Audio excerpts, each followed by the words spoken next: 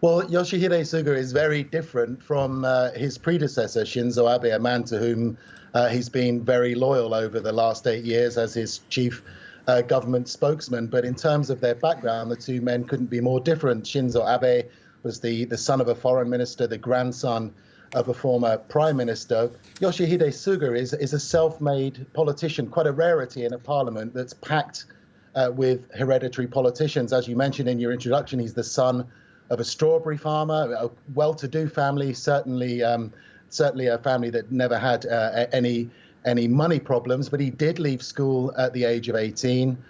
He came down from northern Japan to Tokyo, where he worked a series of part-time jobs to pay his way through university. So a lot is being made of his relatively ordinary background, and some observers have said that this could make it easier for him to connect with voters.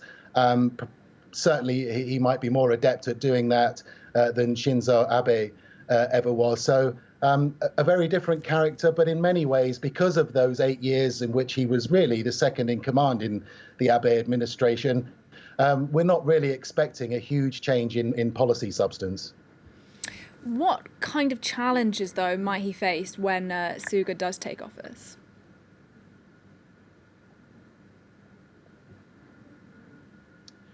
Well, he'll be sworn in on Wednesday. He has to be his election victory today within the Liberal Democratic Party has to be approved by both houses of Parliament. But the LDP has a nice, comfortable majority in both houses, so I don't think there's any doubt that Suga will be Prime Minister come Wednesday. He will appoint a cabinet, and there are two things that he has said. In fact, he said this afternoon after his LDP leadership victory that he has to concentrate the two most important things in his inbox, if you like. The first is making sure that the coronavirus outbreak is kept under control. Now, Japan has got off relatively lightly when you think of the death toll in other countries. But what Suga has to do is perform this very fine balancing act, keeping the coronavirus under control, but also encouraging economic activity. Japan went into a deep recession even before the pandemic came along. So those are his priorities. Looking a bit further down the line, he said he will continue with Abe's economic policy. He will maintain the importance of Japan's security arrangements with the United States. He's admitted that he's not particularly good on diplomacy and may in fact call on Abe to help him deal with foreign policy issues. And of course, a lot will depend on what kind of relationship he can form with the next US president, whether that be Donald Trump or Joe Biden.